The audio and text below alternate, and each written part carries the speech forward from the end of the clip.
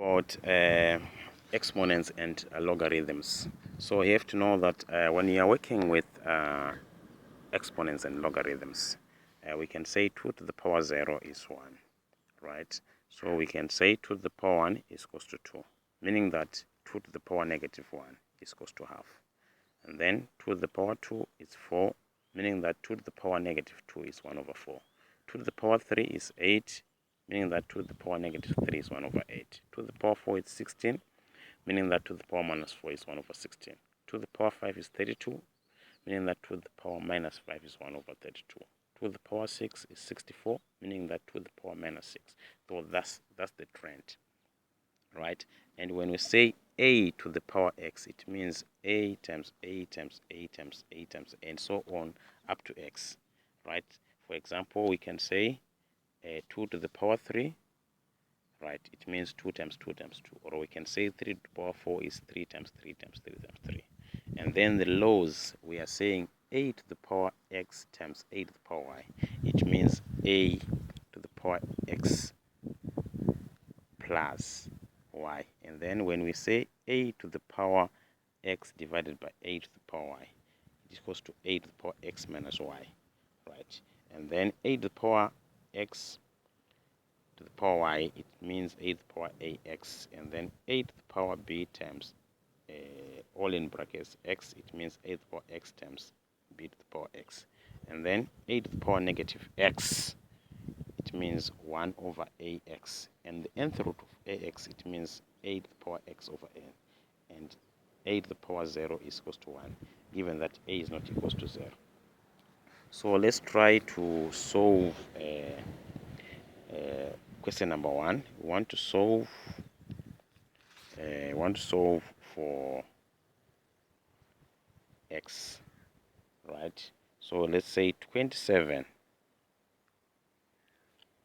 right? Dot meaning times 3 to the power x plus 1, right?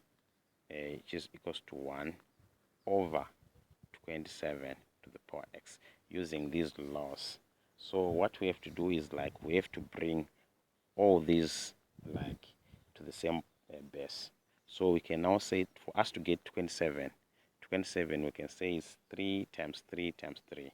So we write 3, right, to the power 3, and then we multiply it by 3 to the power x plus 1, which is now equals to, remember our law of indices that say a to the power minus x is equals to 1 over ax.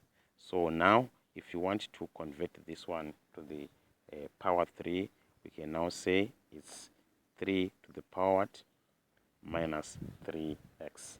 So we are using the laws of indices that we have been discussing about. So now if it is like this, we now know that according to our first law that says a to the power x, right, times a to the power y, it means a to the power x plus y. So now we say this one, 3 to the power 3 times 3 to the power x plus 1, it means 3 to the power 3 times x plus 1, right? And then which is equals to what? 3 to the power negative 3x. So you can see that now they've got the same base. So if we've got the same base, what we can now do is, like, we are now talking what? We say 3, right, plus x, right? This is plus 3 plus x plus 1 is equals to what? Minus 3x, right? And then 3 plus 1 is 4 plus x, which is equals to minus 3x. And then when you bring this minus 3x to this side, it's going to be x plus 3x, which is equals to minus 4. So we are saying 4x is equals to what? Minus 4, meaning that we'll now divide both sides by 4 to look for the value of x. So x is equals to what? Minus 1. So that's how you apply these laws of indices, right? And again, the other thing that we want to talk about, we've talked about exponents, right? Again, you have to know the key features of exponential functions, right? So by definition, you have to know that y is equals to ax, right? Where a is greater than 0, and this a is not equals to what? 1.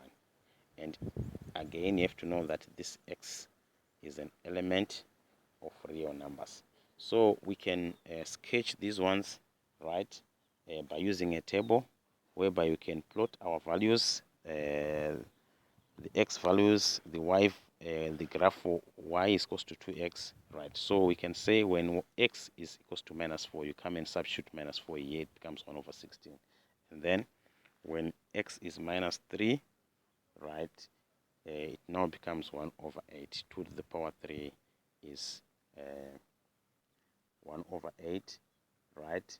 And then this one is now 1/4 according to the laws of indices, because this is negative. 1/4, right? When it's x is -2, if we substitute -2, when it is -1, it becomes a half.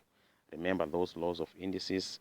And then when it's 0, it's 0. Here again it's 0, right? And these ones, when we are using the laws of indices, this one becomes 8, 4, 2, right? And then when it's 1, right, it's 2, because we are saying to the power 1, right? And then when it's 2, it's 2 to the power 2, it's 4. And then when it's 3, it's 2 to the power 3, 2 to the power 3 is 8. And then when it's 4, it's 2 to the power 4, and then this becomes 16. And this is the inverse. So the inverse is going to be 1/2, 1/4, 1/8, and 1/16, right? So now we can plot this graph now. So this is the graph for y is equals to what? 2x. And the graph of y, the y-intercept here, you know, the y-intercept, x is 0, and then y is always 1. So this graph, we are supposed to memorize it. You see this graph, we are supposed to memorize it. We are just sketching it, but you are supposed to memorize this graph, right? And it's a reflection of this graph, right? It's a reflection of this graph. I'm trying to make it bold so that you can understand the concept, right?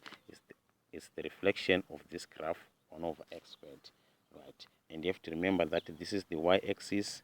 You see this y-axis, right? The y-axis, the x-axis, right, is the horizontal asymptote, right? And the y-axis is the reflection of these two graphs. So you have to be very familiar with this graph. And other thing that you're supposed to know is they can